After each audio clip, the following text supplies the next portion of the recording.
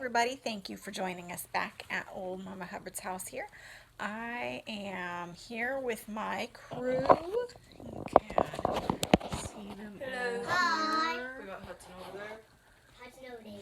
Go there. Hudson is sleeping already. I hope you all are having a fantastic Monday. It's pretty gray and yucky out. We are staying inside. Oh, I am dropping you. I apologize. Get this thing to sit up there where it belongs. I'm not wanting to do that today. I do need a tripod. Maybe that'll have to be something we look at soon. Okay, so sorry that took me a minute there. Now we've got things all situated. We have been reading Charlotte's Web. Yesterday we got outside and played in the water a little bit. I hope you all enjoyed that video and that you're being able to get out and do some activities of your own. So today we are going to jump into chapter 7 of Charlotte's Web. And I haven't looked ahead even to see how long the chapters are. We'll just kind of see how long it takes us as to how far we get in the book today.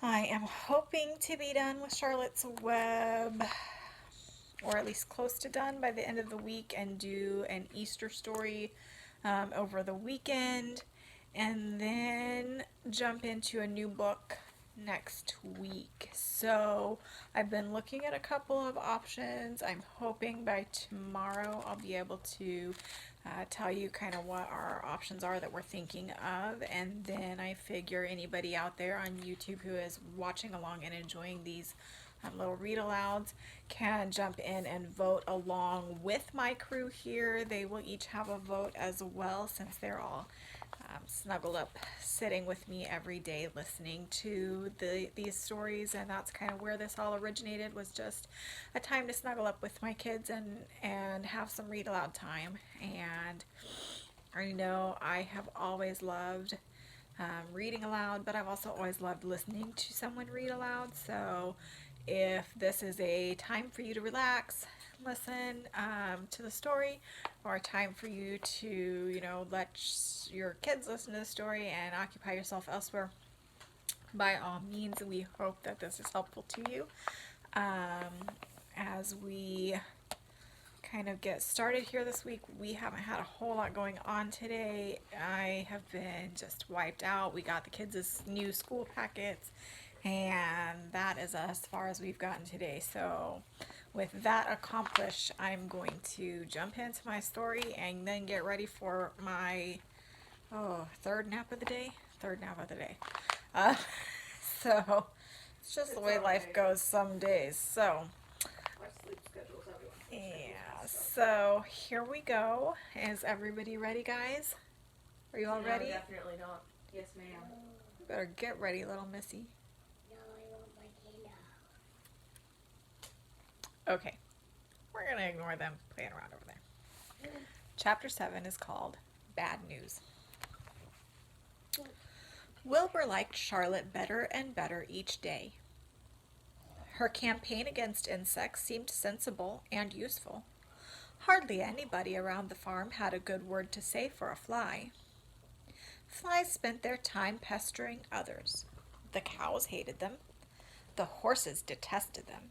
The sheep loathed them. Mr. and Mrs. Zuckerman were always complaining about them and putting up screens. Wilbur admired the way Charlotte managed. He was particularly glad that she always put her victim to sleep before eating it. "It's real thoughtful of you to do that, Charlotte," he said. "Yes," she replied in her sweet, musical voice. "I always give them an anesthetic so they won't feel pain. It's a little service I throw in." As the days went by, Wilbur grew and grew. He ate 3 big meals a day. He spent long hours lying on his side, half asleep, dreaming pleasant dreams. That is the life right there, ain't it, girls? And Isaiah. Oh, yeah. He enjoyed good health, and he gained a lot of weight. One afternoon, when Fern was sitting on her stool, the oldest sheep walked into the barn and stopped to pay a call on Wilbur. "Hello," she said. "Seems to me you're putting on weight." "Yes, I guess I am," replied Wilbur. "At my age, it's a good idea to keep gaining." "Just the same, I don't envy you," said the old sheep. "You know why they're fattening you up, don't you?" "No," said Wilbur. "Well, I don't like to spread any bad news," said the sheep. "But they're fattening you up because they're going to kill you. That's why." "They're going to what?" screamed Wilbur. Fern grew rigid on her stool. "Kill you, turn you into smoked bacon and ham," continued the old sheep. "Almost all young pigs get murdered by the farmer as soon as the real cold weather sets in."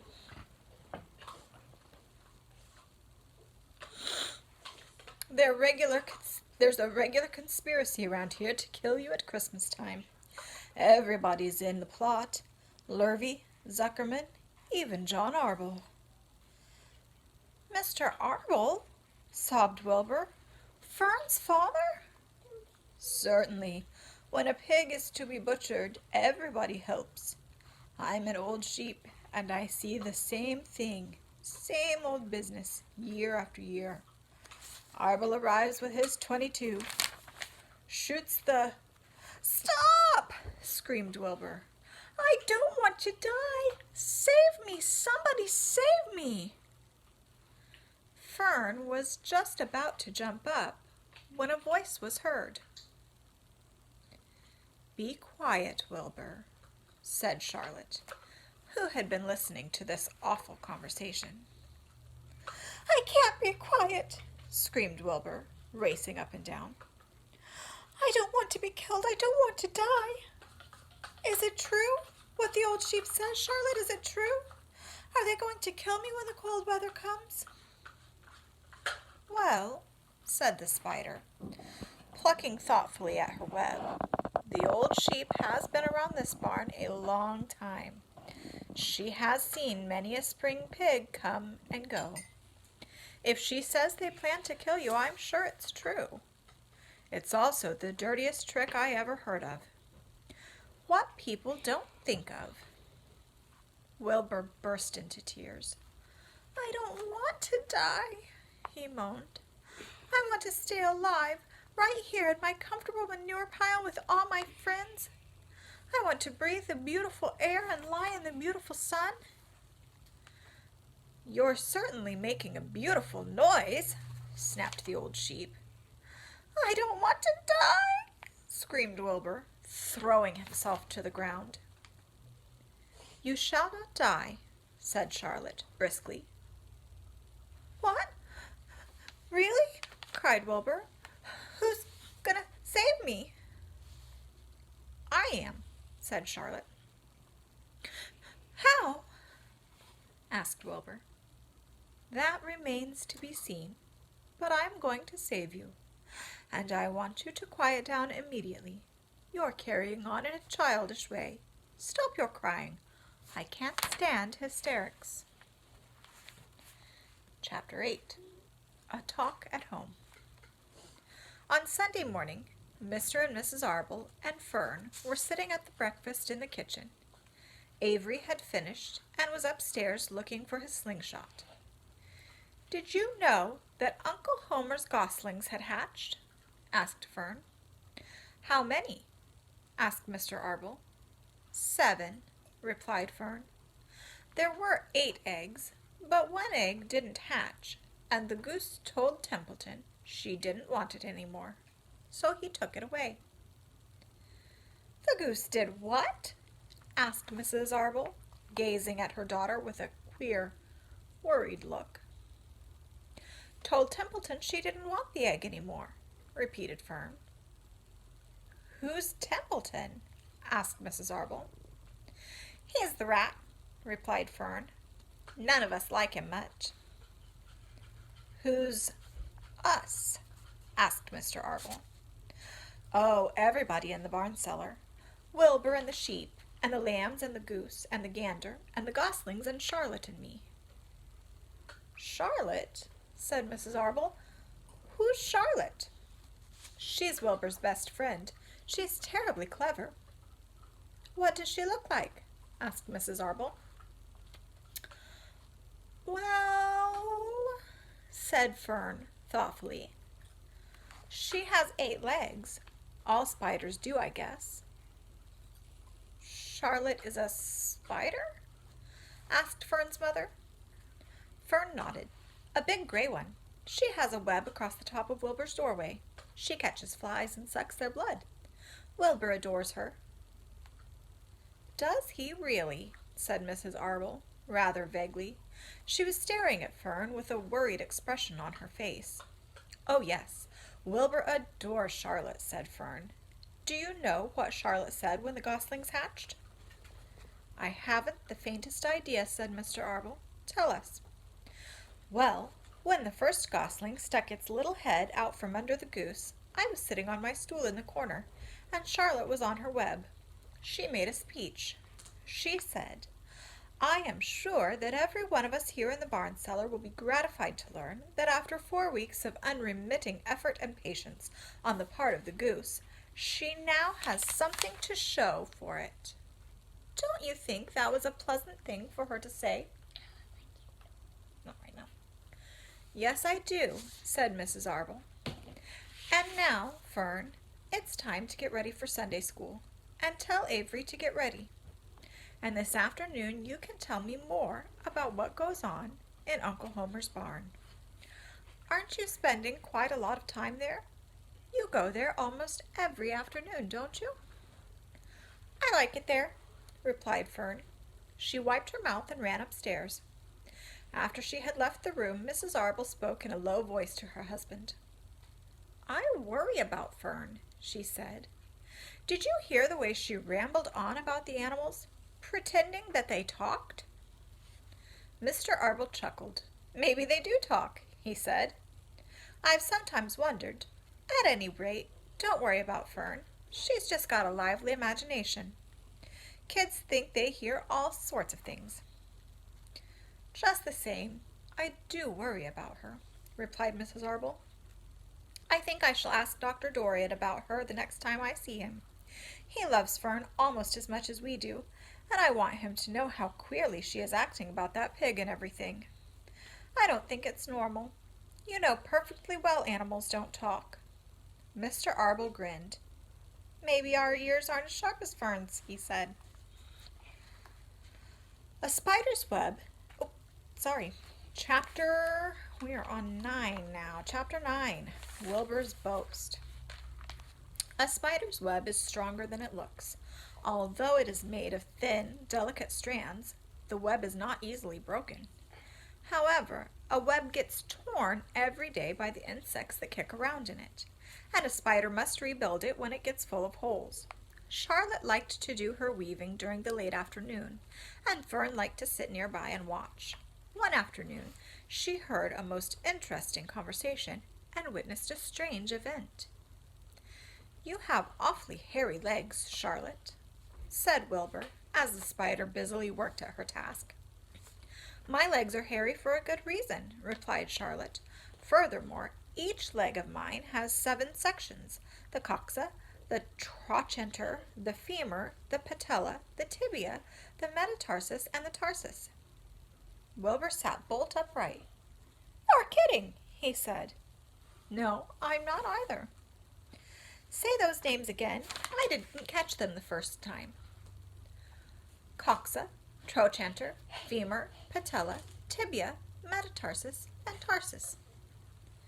"Goodness," said Wilbur, looking down at his own chubby legs. "I don't think my legs have 7 sections." "Well," said Charlotte, "you and I lead different lives. You don't have to spin a web. That takes real leg work." "I could spin a web if I tried," said Wilbur, boasting. "I've just never tried." "Let's see you do it," said Charlotte. Fern chuckled softly, and her eyes grew wide with love for the pig. "Okay," replied Wilbur. "You coach me, and I'll spin one. It must be a lot of fun to spin a web. How do I start?" "Take a deep breath," said Charlotte, smiling. Wilbur breathed deeply. "Now, climb to the highest place you can get to, like this." Charlotte raced up to the top of the doorway. Wilbur scrambled to the top of his manure pile. "Very good," said Charlotte. "Now, make an attachment with your spinnerets. Hurl yourself into space and let out a drag line as you go down." Wilbur hesitated a moment, then jumped out into the air. He glanced hastily behind to see if a piece of rope was following him to check his fall, but nothing seemed to be happening in his rear, and the next thing he knew he landed with a thump. "Oomph!" he grunted. Charlotte laughed so hard her web began to sway. "What did I do wrong?" asked the pig when he recovered from his bump. "Nothing," said Charlotte. "It was a nice try." "I think I'll try again," said Wilbur cheerfully. "I believe what I need is a little piece of string to hold me." The pig walked out to his yard. "You there, Templeton?" he called. The rat poked his head out from under the trough. "Got a little piece of string I could borrow?" asked Wilbur. "I need to spin a web." "Yes, indeed," replied Templeton, who saved string. "No trouble at all. Anything to oblige." He crept down into his hole, pushed the goose egg out of the way, and returned with an old piece of dirty white string. Wilbur examined it. "That's just the thing," he said. "Tie one end to my tail, will you, Templeton?"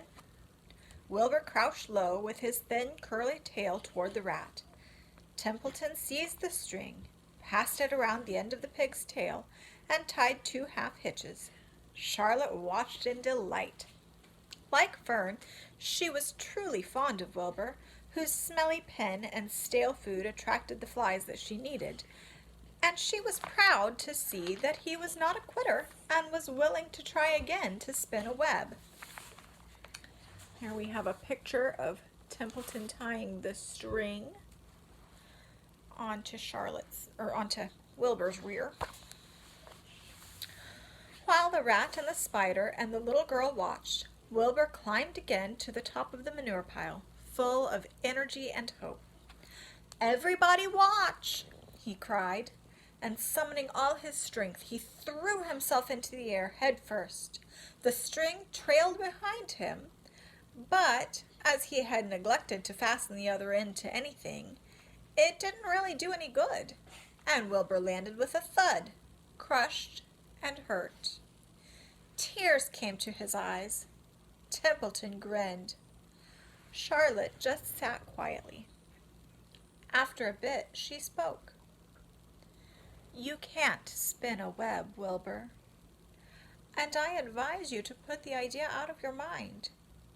You lack 2 things needed for spinning a web."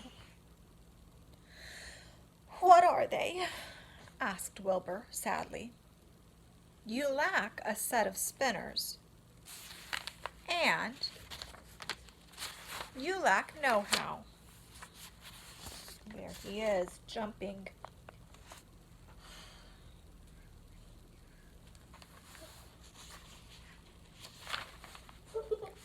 "But cheer up. You don't need a web. Zuckerman supplies you with 3 big meals a day. Why should you worry about trapping food?" Wilbur sighed. "You're ever so much cleverer and brighter than I am, Charlotte. I guess I was just trying to show off. Serves me right." Templeton untied his string and took it back to his home. Charlotte returned to her weaving. Are you listening, sis? Okay.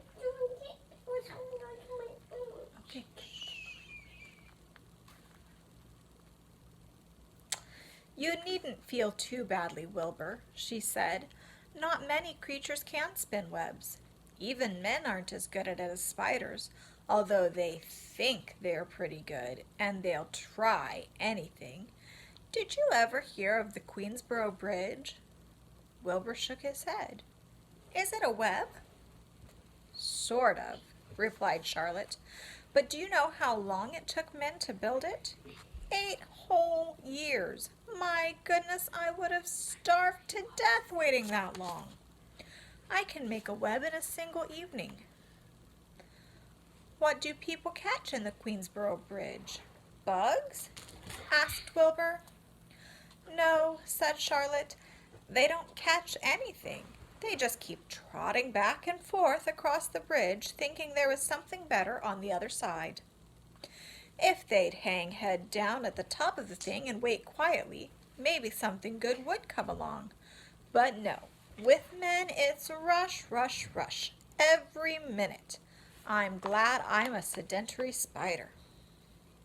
What does sedentary mean? Asked Wilbur.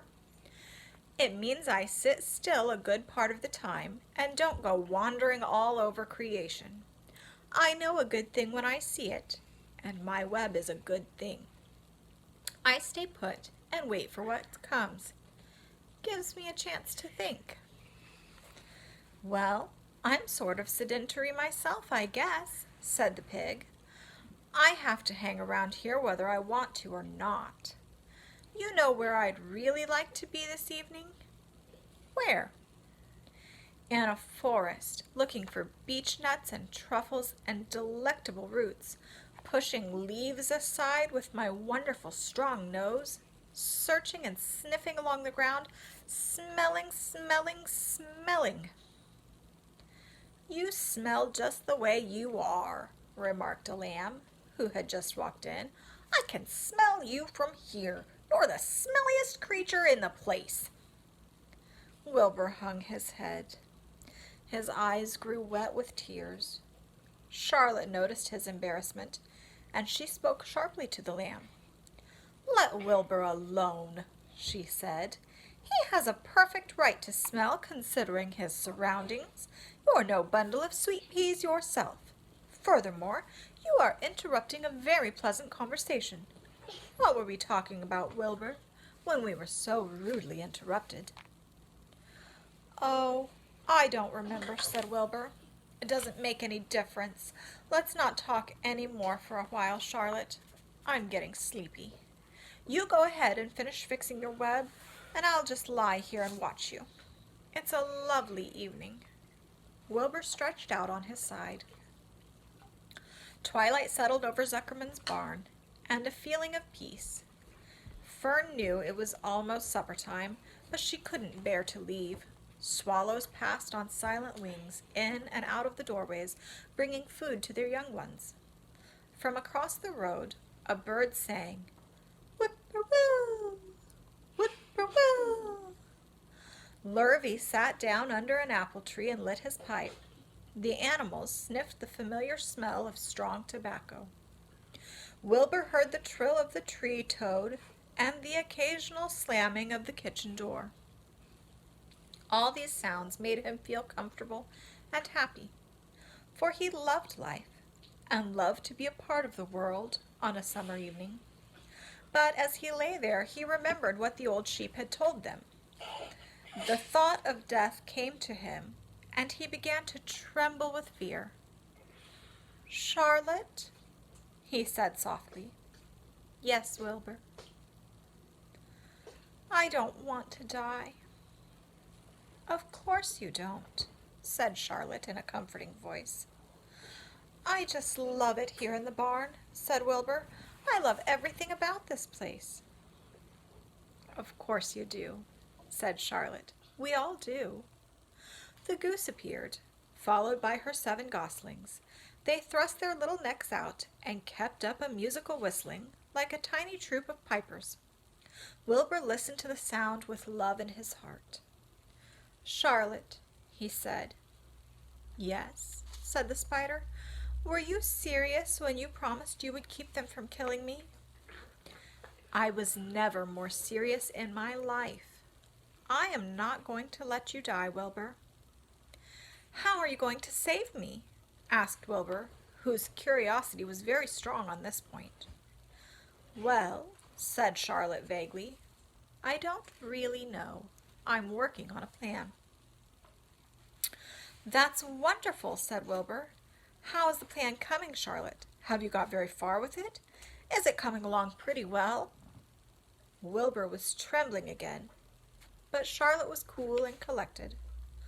Oh, it's coming all right, she said lightly.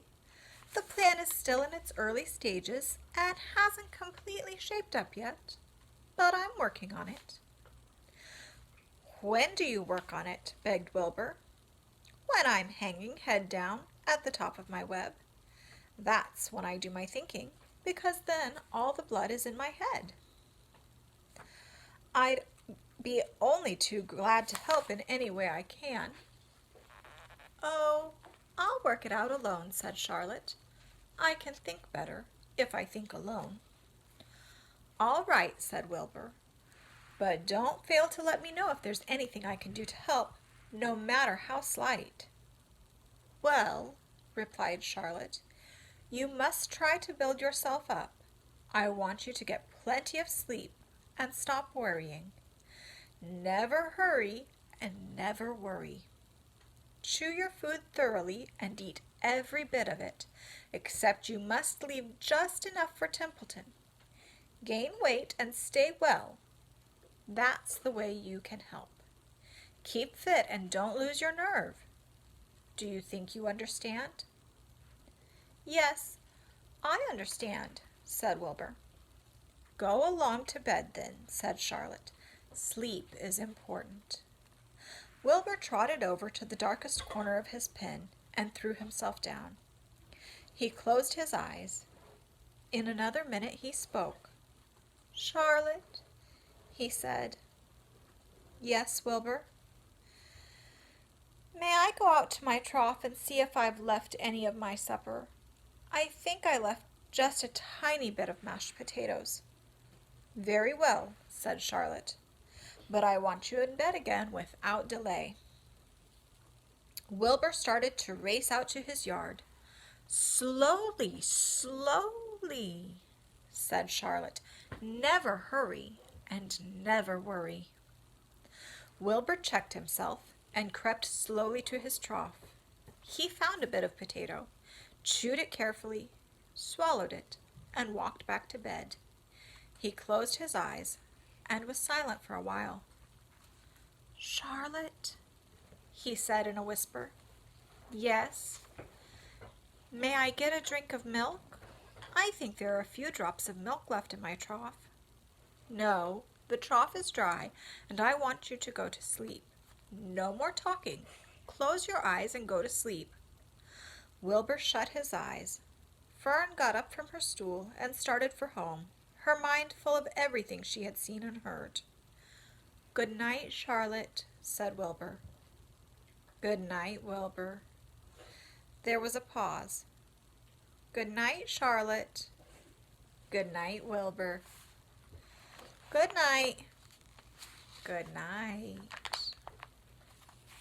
I think we will stop there. That is the end of the chapter. Guys, does Charlotte remind you of anybody? You? Yeah. Charlotte Flair? Charlotte Flair. Charlotte Flair sucks. Shut up. Charlotte is trying to take good care of Wilbur, isn't she? Even though he's worried about what's going to happen. Do you think she will be able to help him? Yes. You think so? With her web. With her webs. You remember the story a little bit, don't you? We will have to see what happens. No, nothing will happen. Okay, well, guys, that is the end of our reading today. We are, like I said, hopefully going to have a few other books to introduce you to. Maybe read the back of them tomorrow before we get started so that everybody can have an opportunity to have their voice heard on what they'd like to hear next. If you have any other ideas for us, please leave us a comment down below. Don't forget to like and subscribe, hit the little bell, the whole 9 yards. You know what to do. I would like personally, we've been doing the whole shout out business lately, and so one group that we have not yet acknowledged is all of the retail workers throughout. They're working really hard to keep our shelves stocked, keep people able to get their groceries, their supplies that they need. And I know just dealing with the people in stressful situations can be a very difficult thing. So we really appreciate all the people who are working hard at our grocery stores, at our Walmarts, at our gas stations, everywhere, just helping make sure that people have what they need. Julia, I'm going to make faces back at you. Are you ready? Okay, so here we go. We have kids back behind me making faces. We just, it's quarantine time, right? We're all hanging out at home. Alex is over here making faces at me now. We're having a good time, and I'm glad that you could be with us here for this little bit of the day, and I hope that it brings a little bit of joy to your life, a little pause in your day. And so we will look forward to seeing you back tomorrow, where we will introduce some more books and pick up where we left off. Have a fantastic rest of your Monday, and we will see you then. Have a marvelous Monday. Marvelous Monday. That's our thing around here. So, Julia, you want to give them a peace out? Peace out. Bye. Bye. Bye.